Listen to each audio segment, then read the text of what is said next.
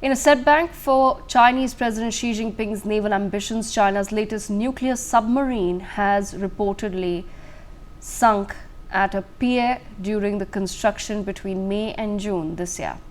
There are two satellite images, viewers, on your screens for better understanding of what has happened. The first image is from the 29th of May, where you can see the submarine submerged in water, and in the second image, which is the 15th of June, you see further developments taking place. Despite Beijing's cover-ups, the satellite image reveals what could be a potential disaster. The vessel has been identified as the zhou-class submarine, and this incident has been the first reported by the US media. While the submarine has salvaged the extent of damage, the exact reason of the sinking of the ship remains unknown. Why exactly does this incident actually matter? Because the loss of nuclear-powered attack submarine is a significant setback for China, which is hoping to come to power with the Navy of the United States of America.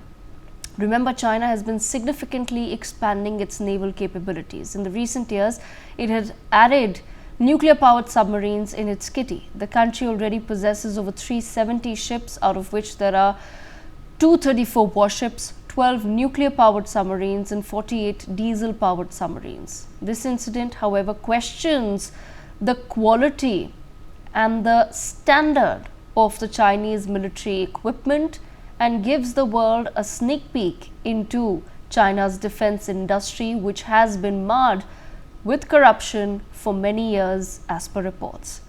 Meanwhile, the Xi Jinping government has been tight-lipped about the entire incident, but a spokesperson from the Chinese embassy in the United States of America, in fact, said that they are completely unaware of the situation. The question, of course, really arises is, what does this tell us about China?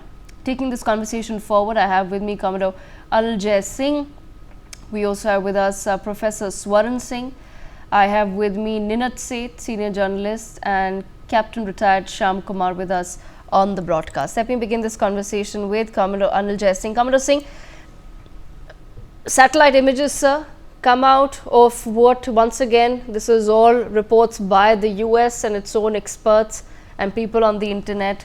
Satellite images come out which tell the US that yes, China has once again managed to create another nuclear powered submarine. Then a few months later, satellite images as per the United States of America show that there could have been an accident or a mishap. The fact that it's a nuclear powered submarine, what is it, what are your first thoughts, and what is it that one really needs to focus on as far as this particular incident is concerned? Good afternoon. Thank you for being on your show.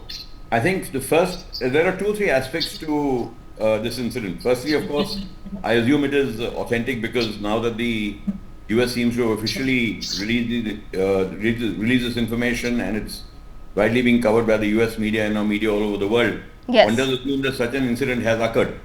Now, the zhou-class submarine is the latest Chinese design. This is actually a Type 041. Which is a mini. They're trying to build a nuclear submarine, fit a small nuclear reactor into an enlarged Type 039 conventional submarine. These are quite similar to what the French did with the Rubis class, so which enables nuclear submarines to operate in shallow waters because they are much smaller. And the Wuhan shipyard, where this incident is reported to have occurred, is the main shipyard building the Type 039 conventional submarines. Most of the larger Chinese nuclear submarines are not built over there. They are built at the Bohai shipyard. So from that one assumes that this is the new Type 041. This is the first of its type being built. And if it has indeed sunk alongside, obviously there must have been some incident on board. It could have been a flooding, it could have been a fire, or it could just have been human error, because it's very unusual for a submarine to sink alongside when it's tied to the pier. So obviously there must be a lot of concern within the Chinese Navy itself as to what could be the reasons for something like this happening. Insofar as the Chinese nuclear submarine program is concerned and its ambition of becoming the premier global navy, certainly it is a setback, but it's not a debilitating setback for them. It is a setback. They will go back to the drawing board for this design. They will again review everything that is to be reviewed for the Type 041. It might put the 041 program back by a few years. but that will not affect the Type 094 or the Type 095, which are being built at the other shipyards, the larger SSNs and the SSPNs. That program will continue. Yes, there will be internal fact finding, there will be inquiries if such a thing has happened, and they will apply the lessons. That is insofar as the submarine building program goes. Yes. So China's ambition of building 65 submarines and 84 submarines by 2035, etc., may get temporarily set back by a couple of years, but not overly so. The issue I think that really should concern other navies is China's ability to operate platforms of this sophistication. Because the rate at which they are building their navy, I am indeed surprised, and I have repeated this earlier in your program. I really wonder where are they getting such experienced and trained manpower to be able to man so many submarines in a ship in such quick succession. Large sophisticated warships, large nuclear powered submarines, because these kind of platforms require very experienced manning.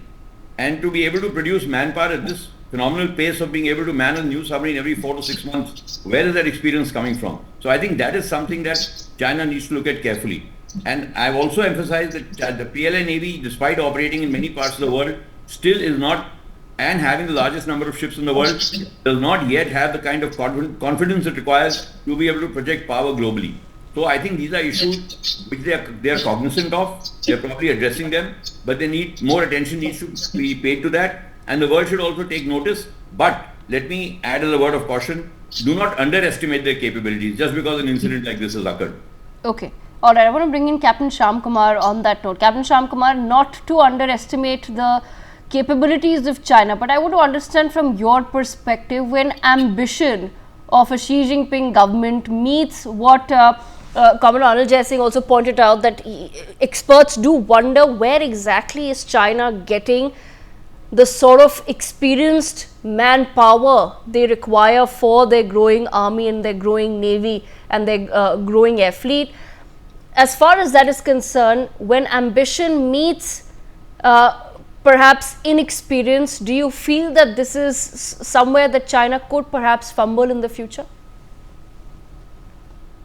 Not at all, because Devika, this Chinese development program has been a silent maneuver which is well known to the world. Therefore, saying that in so many years the China has grown so fast economically, militarily, and the kind of technological advances that the country has done is because of the inner self. Because whatever we know of the world, obviously the globe is into two different parts generally, and those people who are in the tilt with China, they don't have technological advancements as China has. So therefore, firstly, as far as the PLA Navy is concerned, the expeditionary aims of China demands that it governs or rules the oceans around the world, and therefore the investment of its economy into the growth of PLA Navy, more than PLA Army, because they know that their borders are generally not so difficult to manage than the expeditionary designs of China. So strategically, China has been investing into the Navy a lot. And that is why a fast-track growth of aircraft carrier, which has happened in just 2, 3, 4 years, although the plans have been in sale for a long time, and the submarines growth. Today, with 48 submarines of diesel-powered and 6 each of nuclear power and nuclear ballistic capable submarines, it is just next to America, and it is growing. And obviously, if China has the design, has the requirement to rule the world and remain a superpower status, it has to develop the Navy.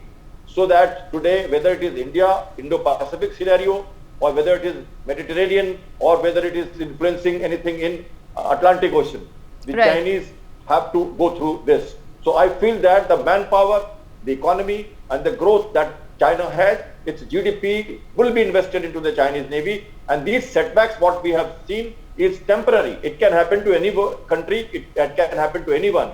We have warships, we have submarines, we have disasters, these kind of these mishaps that we have seen, and if it is to be believed, it has happened, it will not be a very great setback. They will get back to the route. So So far they have come and sailed again ahead as per their ambitions.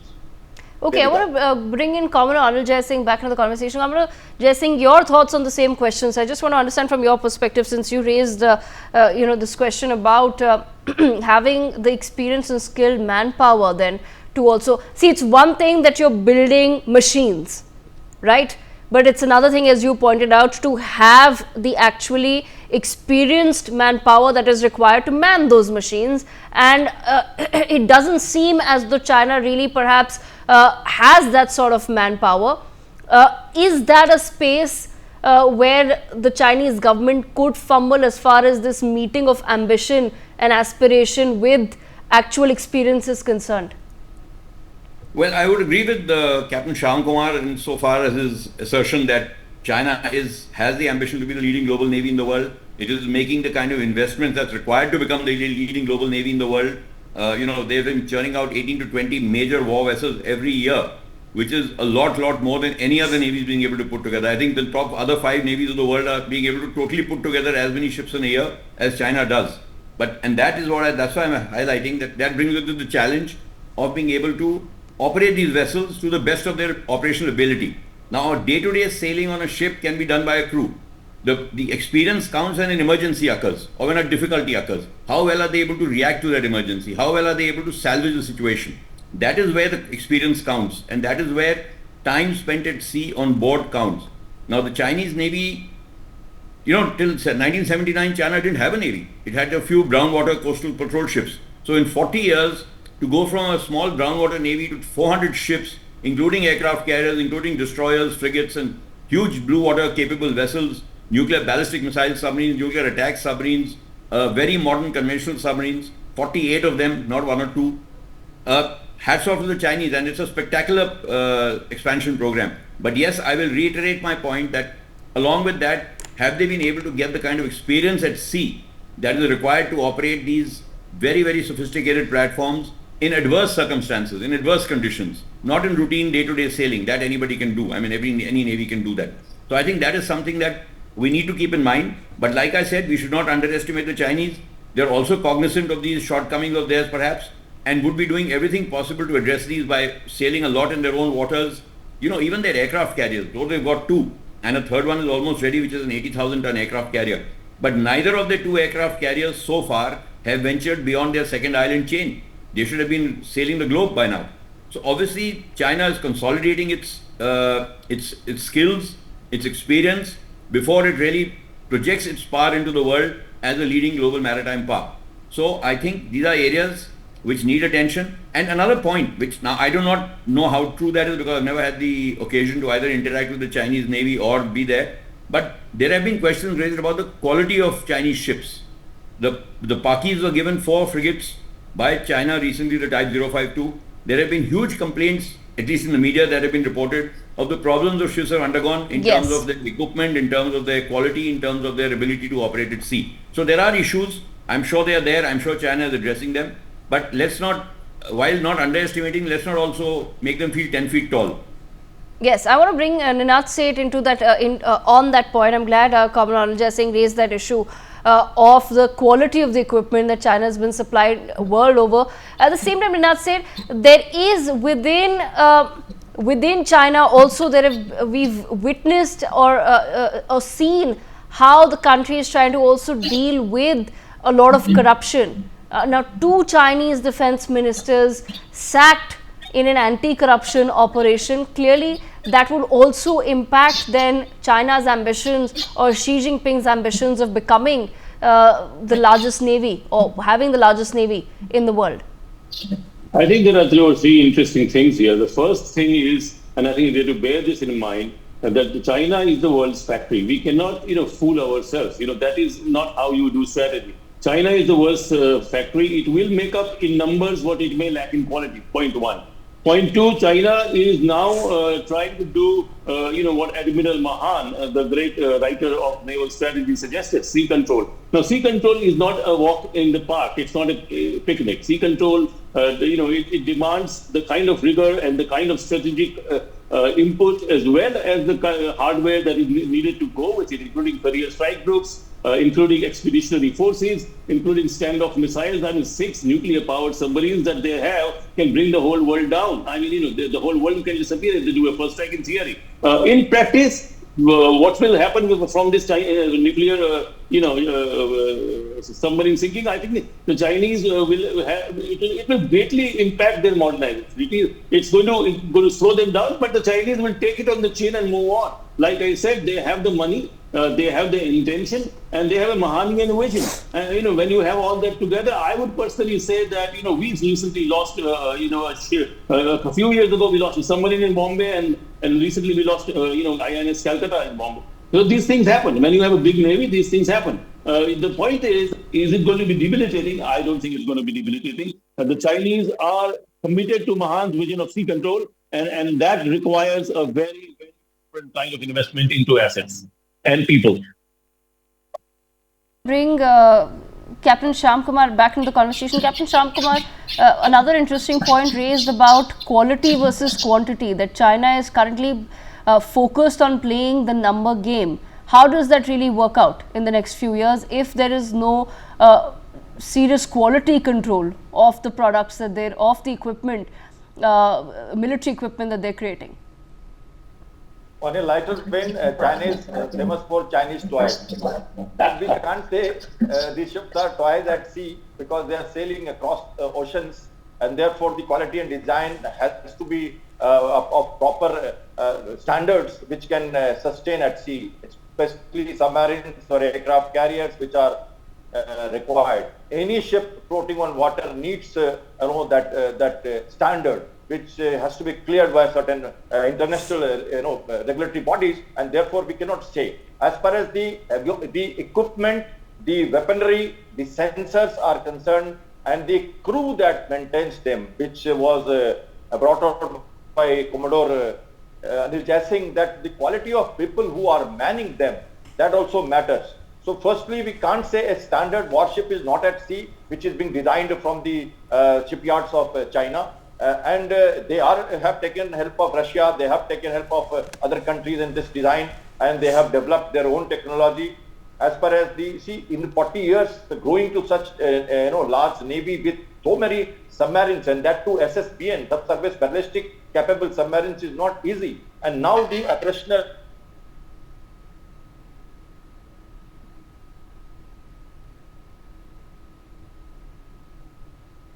Okay, I seem to have lost that line with Captain. Yes, Captain Shyam Kumar. Yes, sorry, we lost you there for a few seconds, sir. Please go ahead. The aviation elements are able to operate from the aircraft carrier, and their pilots are gearing up for a larger operation. We have heard the news that sooner or later, or maybe very soon, we will see the aircraft carrier of China docking at Djibouti at their base. So therefore, it is not very far that we are going to see submarines. Their submarines are always in Indian Ocean and around, and the aircraft carrier may be docked and having a sustained operation in Indian Ocean. So we have to worry for all this, and we have to be guarding against them, that China is continuously getting into the shape, design, technology. We cannot, like these spy ships, they are survey ships which have been continuously flying through Indian Ocean for longer duration. They have a patrol in the Gulf of Aden. They have been carrying out operations in Gulf countries and Mediterranean, also in Atlantic Ocean, Pacific. We are well aware they had disasters, they had problems, but they have been growing, and they are challenging the American Navy, which is the supreme Navy as on now. But now they are almost the top. They have number of warships which is more than any other warship or submarines and aviation element added into it. They become the largest navy of the world, and we have to look at this. We cannot match their progress as far as the pace at which they are growing, but we need to have our own credible deterrences by quality measures, by more negotiations and multilateral, collateral negotiations, and a combined front to the China, so as we also continue our own tempo, grow our shipyards and the development program, and look at our third aircraft carrier and more submarines into our navy. Else we will be left behind very far. Okay, Commodore Anil Jaising, bring you back in the conversation, sir. I want to understand from your perspective, as far as India's competition with China is concerned, your realistic thoughts on that, but at the same time, what role do you feel that maybe a grouping like Quad will have to play in the coming years as far as protection of the seas is concerned? I think, thank you for that question. I think we have to look at it from the 2 points you mentioned. One is, how is India on the other navy in a particular area of operations? So insofar as the Indian Ocean is concerned, which is our primary area of responsibility, the PLA Navy, despite having 6 to 7 ships permanently deployed in the Indian Ocean, does not have the power projection capability or the ability to sustain a major naval force in the Indian Ocean at this point of time.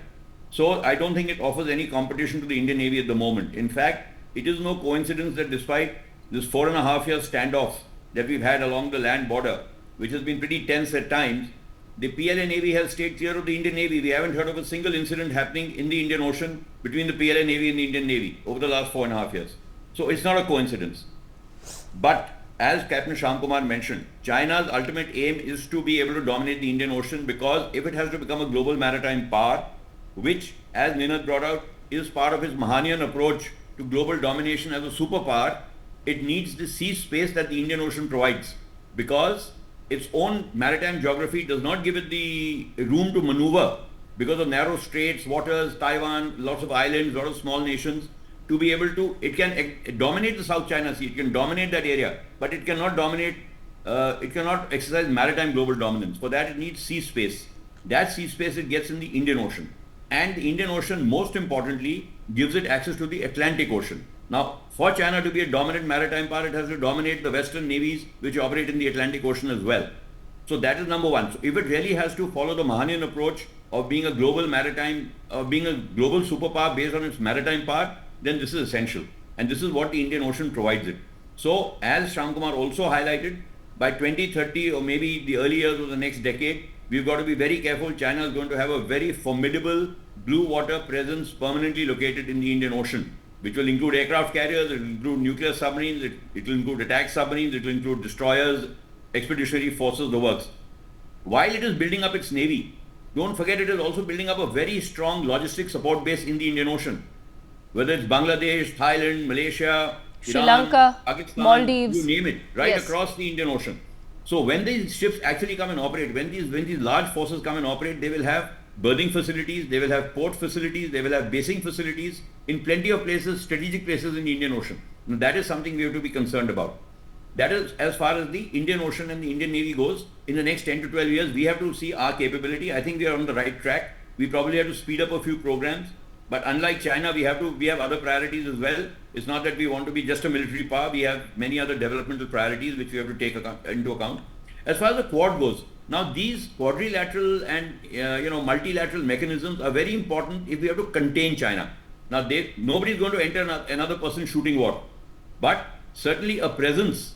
If the PLA Navy tomorrow is preoccupied by the presence of Australian, British, American nuclear submarines floating around in the South China Sea at the approaches to the Indian Ocean, it will be constrained in its ability to operate and dominate the Indian Ocean, which works to India's advantage. And conversely, for India, these navies, these like-minded navies being able to exercise enough influence in the South China Sea benefits us. Because for them it is equally important, for the whole world to ensure that the Indian Ocean remains free and open. We Yes. keep talking about free and open Indo-Pacific, because 60% of global trade is now in this part of the world. 2/3 of the global GDP is generated from this part of the world. 60% of the world's population lives in this part of the world. So the 100,000 ships that ply the Indian Ocean, we have to ensure that they go safely from place A to place B. And that is why it is very important that the Indian Ocean and all these like-minded maritime democracies which are committed to a free and open Indo-Pacific Yes. work together to contain any disruption to this free and open Indo-Pacific. Okay, I leave the last word with Ninad Seth. Ninad Seth, I want to understand from you, taking this perspective forward of the Quad, how does the Quad as a grouping, or India along with its allies, convince then some of the nations that we've just discussed that it is better for you and for the world to have India and its allies looking after a free and fair Indo-Pacific region rather than allowing China to come in through its dead diplomacy into your countries? I think that Quad is a force for good. Quad is something which is, people do not realize, for example, that Japan's Navy is one of the most powerful presence in the world. It is one of the most powerful navies in the world. Japanese are undergoing a rearmament program of the kind that the world hasn't seen. It's a huge rearmament program. China is making a political mistake that Germany did before the First World War, having too many enemies together at the same time. However, we also have to make certain very important decisions. Just as China is trying Mahan, there is another very important strategist of navies called Julian Corbett, who has worked on sea denial. Now we have to decide whether we need more aircraft carriers or whether we need more submarines. We cannot, beyond a point, match China ship to ship. So we really have to make up our mind. We have one very favorable advantage in the Andamans. Geography, very important. Overcoming geography in war. There are two very senior soldiers here. They would know better than me. It's not that easy. So Andamans is a strategic thing. We are very timid. We have to also, have other.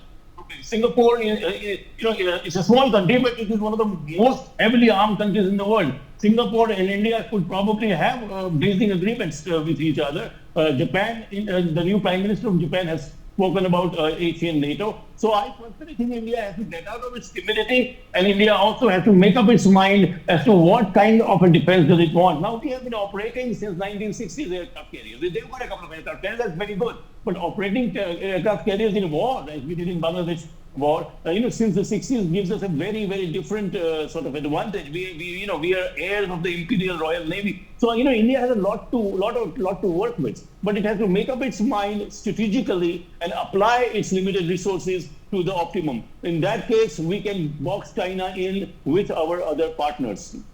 For more such videos, subscribe to the NewsX YouTube channel, hit the bell icon.